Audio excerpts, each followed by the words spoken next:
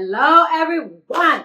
I am so excited to be back with an upcycle for you guys, and not only an upcycle but a dress shirt upcycle. I am Angelina and this is Blueprint DIY, where we still remake our clothes to be just as unique as us. One of our most favorite things to do on this channel. Last video, I hope you guys got a chance to see it. It was with my son. He did an upcycle, a borrow stitch upcycle for denim.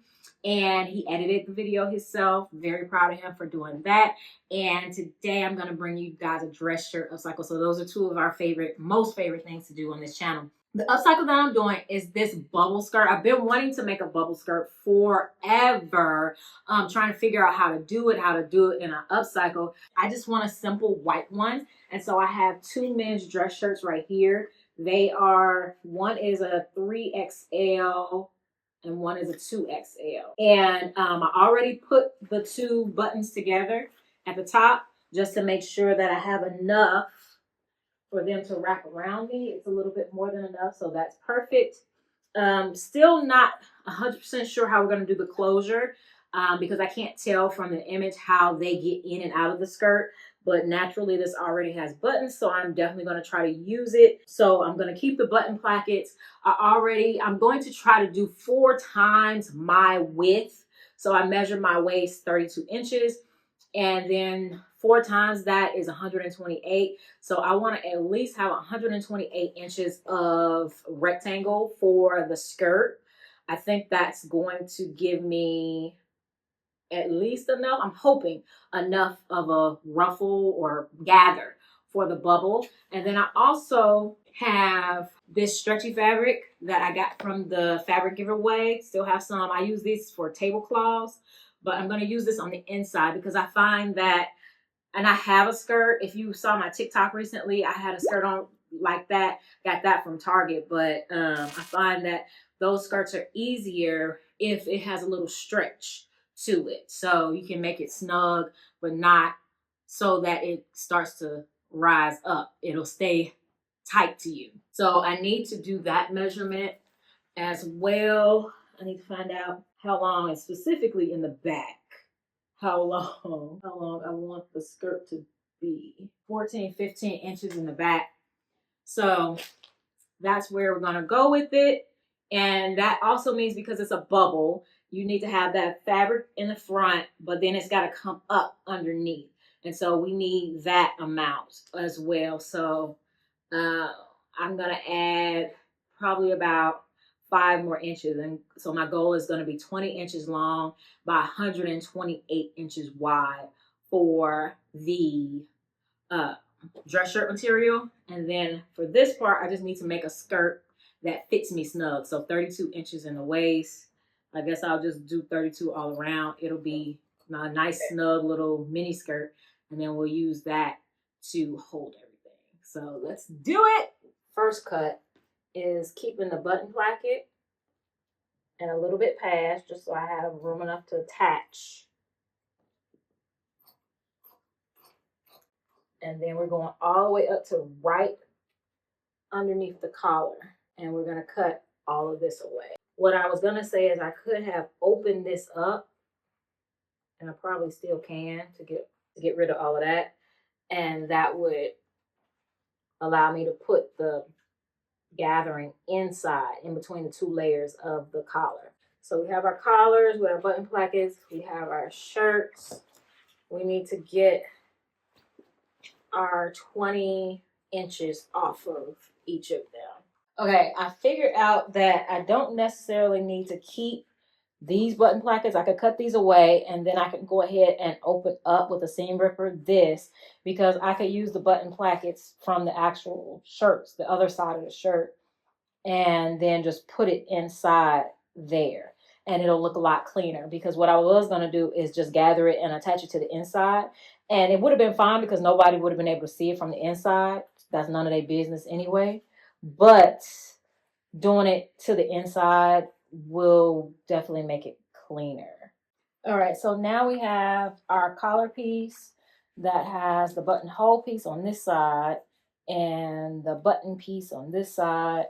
We're going to have to move around buttons because it doesn't exactly match, but that's fine. I'm fine with that. And then this is all open. So I can add the gathers inside. Now I just need to make my little inner skirt and then add the gathers. So an inner skirt only needs to be 10 inches long in order to get this, to go under. So it only needs to be 10 inches long. But I think it really should be long enough to at least cup your butt. We're gonna take this down to probably 11 inches. So that's our little mini skirt. Oh yeah. Oh yeah. Oh gosh. So I'm gonna add the gathering stitch to the top of the buttonhole part. And actually top and bottom, because it needs one on the top and the bottom. Perfect gathering stitch is the loosest stitch or the longest stitch length. We'll go up to the highest. I think it's 4. Oh, it's on this 5. Amazing. If you have a sewing machine that goes up past 4, even better. And then the loosest tension. So over here, I'm gonna loosen my tension, take it all the way up to 9. And that's the loosest tension. I have a thick thread, so that helps. And I'm gonna go up close to the edge.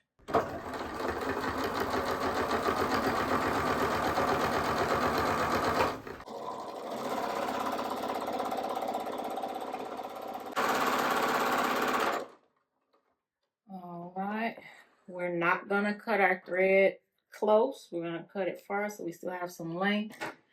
And then we're going to pull the bottom, and it should pull pretty easily. And we're just gonna work that until it's the same length as that stretchy lining part. And I'm purposely not doing the button placket because the button placket should not be gathered. And if I run it through the button placket, it'll make it harder to gather. All right, I'll do the other piece and then we'll start attaching it to this. Y'all, look at this. Got to the end and I looked at the bobbin before I finished and I said, I'm gonna run out of bobbin. Forgot while I was sewing, pulled it out, and the last of the bobbin thread came out. Ooh. Sometimes things go your way. And behind the scenes, I still have been working. I just released a second edition to my amazing book, The Impatient Beginner's Guide to Sewing. If you just want to get right into sewing and don't want all the fluff, and you want something that gives you the opportunity to have visual learning as well, there are QR codes in here that will give you videos on how to do the things that are explained in the book. In this second edition, I've added some chapters on different types of fabric, as well as more common sewing machine problems, because I feel like troubleshooting your sewing machine is definitely what's going to help you to endure through sewing, as well as a chapter on how to finish seams that will take you from beginner on into intermediate. And so I'm really excited for this second edition. After this, I will be doing a book all about upcycling because I'm an upcycle girly. So yeah, I'm looking forward to that, as well as I'm still working on my online 6-week course. And definitely stay tuned because there's so much more to come. All right, so we have our pieces pretty much gathered. I forgot, you don't want to gather them all the way because you do need to stretch the fabric, the stretchy part, while you're sewing, because you want to be able to, you want it to have some give when you're wearing it. And so these are the parts that are going to button together. I am going to partially sew part of it together. I only want it to unbutton down to maybe right here, just enough for me to get into it. But I need to go ahead and sew close the back side of the skirt. So I can go ahead and take these two pieces, which I could have done that before I gathered.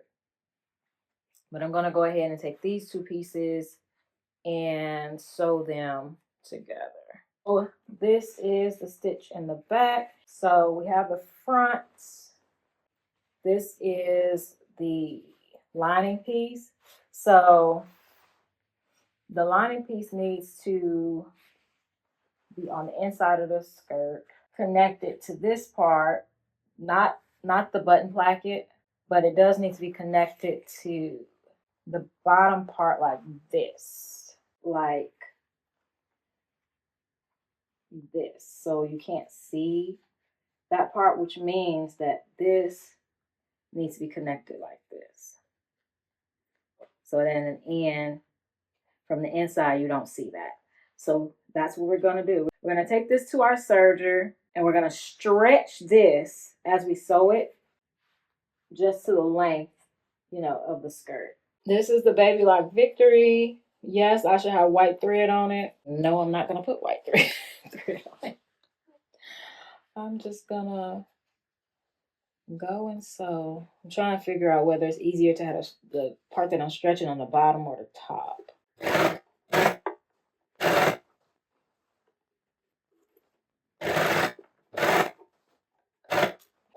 It's attached to the lining on the underside, and now it needs to be attached above.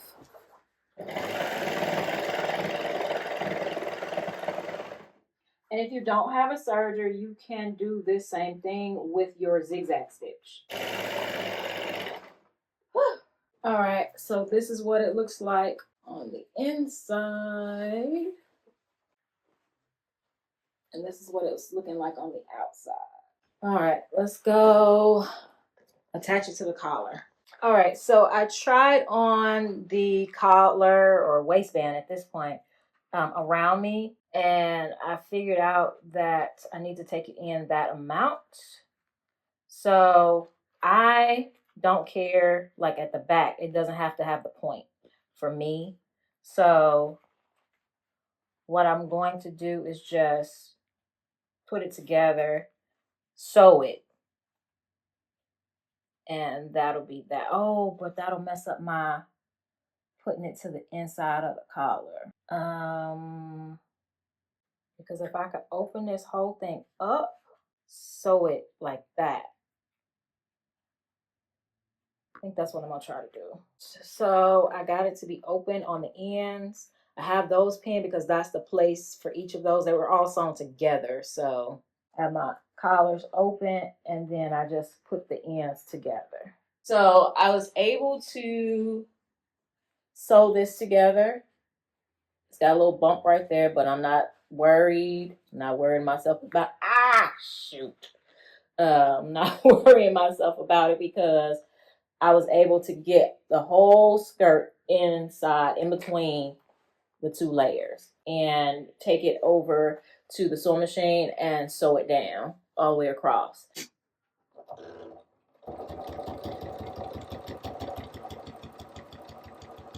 You just want to feel around and make sure your other layer is getting in this stitch as well.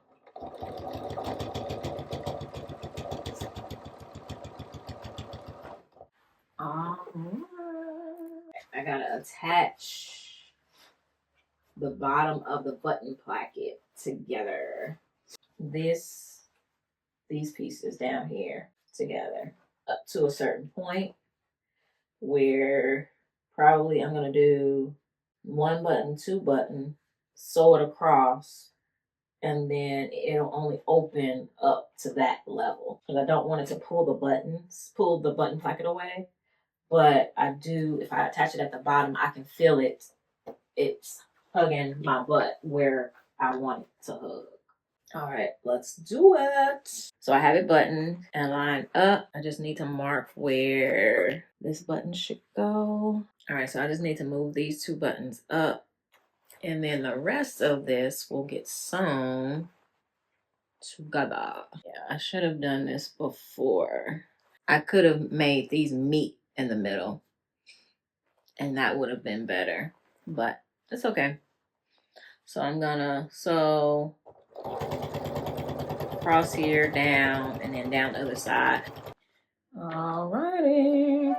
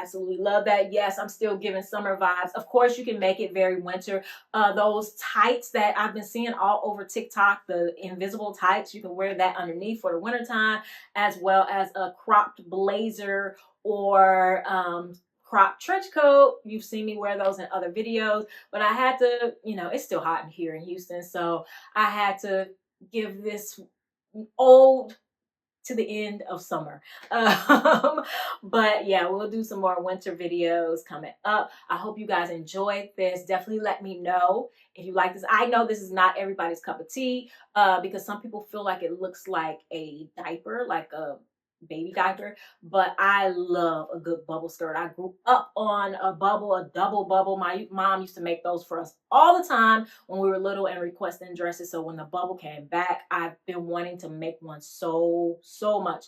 And you guys know that I enjoy showing off my legs because I'm a leg girl. Definitely let me know what you want to see next, and I will see you in the next one. All right, bye.